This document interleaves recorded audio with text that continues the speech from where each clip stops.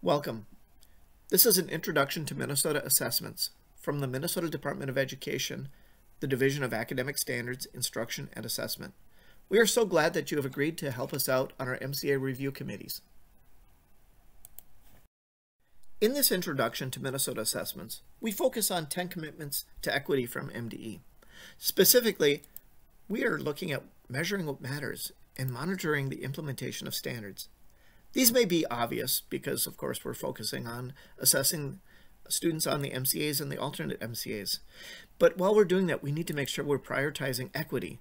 And to do so, we need to also improve the conditions for learning as we communicate and support students and teachers in the implementation of these standards. In this module, we will provide you with an overview of the Minnesota assessment system. Minnesota has several assessments that are delivered statewide and that MDE is responsible for.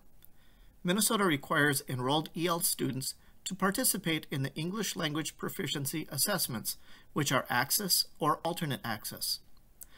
Also, every enrolled student is required to take either the Minnesota Comprehensive Assessments, MCA, or the Minnesota Test of Academic Skills, MTAS, which will transition to the alternate MCAs in the future. Alternate Access and MTAS are given to the students with the most significant cognitive disabilities. There is also the federal assessment, the National Assessment of Educational Progress, NAEP, that is administered to a sampling of schools in each state. The Access and Alternate Access assessments align to WIDA English Language Development Standards, which were adopted by Minnesota. The MCA and MTAS are aligned to the Minnesota Academic Standards in Science, English Language Arts, and Mathematics, herein referred to as the standards. While the required assessments are all standards-based, they serve different purposes, and therefore the results produced must be used differently. The Access assessments inform student-level decisions for English learners, like determining EL services. The MCA and MTAS, on the other hand, are designed for system-level decision-making, like school or district decisions regarding curriculum and instruction for the institution as a whole. The purpose of the MCA and MTAS is to help understand implementation of the standards at the school, district, and state levels. In order for a test to inform specific individual student academic needs, it may need as many as 200 questions. Instead of lengthening the assessment, results of these statewide assessments are meant to be taken in aggregate, meaning they're meant to show us information about groups of students.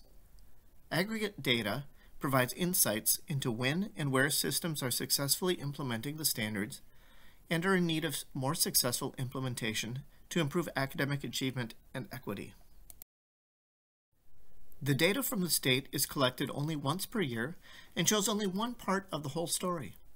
Data and information are collected by the district in abundance at the school and classroom levels. The sources of information should be relied upon more heavily when making educational decisions at the individual student level, as they include multiple data points for each student. Math and reading MCAs are computer adaptive tests, known as CATs. Science MCAs are fixed form tests, which are not CATs. The alternate MCAs in all three content areas are also fixed form tests. Watch this video clip explaining how a math CAT works to measure a student's ability. The mathematics MCA test items are contained in an item bank that holds more than 4,000 test items. The test items are identified by difficulty level, ranging from easy to difficult. Each student will begin the test with a test item of average difficulty. The student answers the item, and the response is scored. If the response is incorrect, the CAT algorithm selects a slightly easier question for the student to answer next. If the response is correct, the CAT algorithm selects a slightly more difficult question for the student to answer next. These steps repeat for each question until the required number of questions, as indicated by the test specifications, have been administered. The test item selection and scoring process is applied to all students taking a computer adaptive test. As a result, each student's test is unique. The Reading MCA is divided into multiple sections, each of which is composed of one or more passages and their set of items. The Reading MCA evaluates a student's overall response to a passage set rather than an individual item to determine the next passage set the student will receive. Each student begins the test with a passage set of average difficulty. A passage set is a passage and a series of predetermined test items associated with the passage. The student then answers the test items associated with the passage.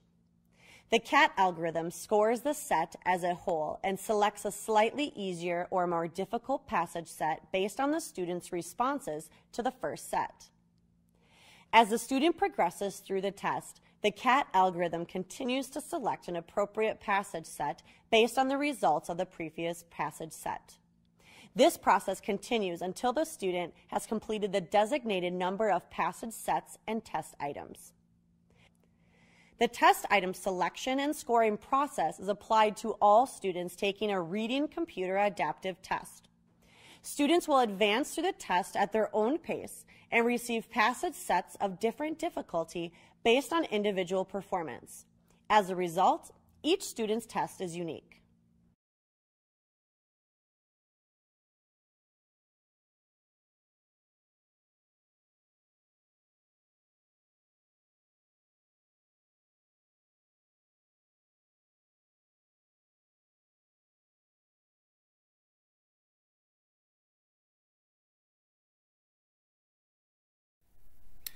For the CAT to best measure a student's ability, the computer must pull questions that not only align to a specific benchmark, but must match the current measure of a student's ability.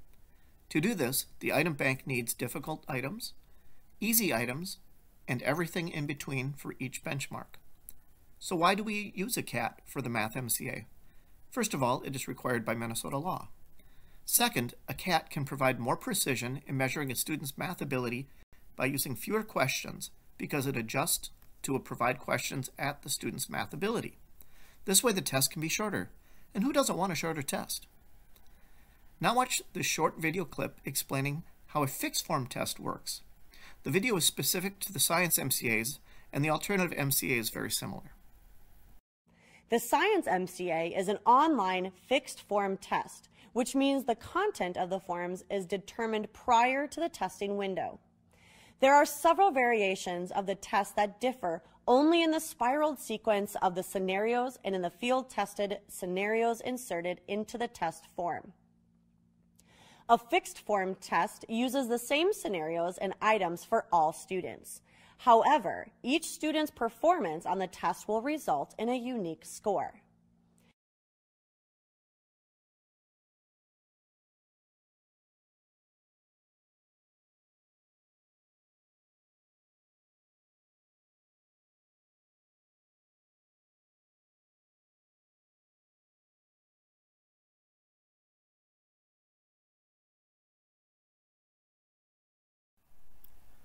This table shows the timelines for the transition to MCA 4 for each of the subject areas. Science will begin in spring of 2025, followed by reading in 2026. Math will follow and is anticipated to begin in 2028. And this table shows the equivalent transition from the MTAS to the alternate MCAs for science, reading, and math. Note the years are the same as in the other slide. Thank you. This concludes the Introduction to Minnesota Assessments video. If you have any questions, please post them in the forum on the Canvas page or send them to mde.panels@state.mn.us. Thank you.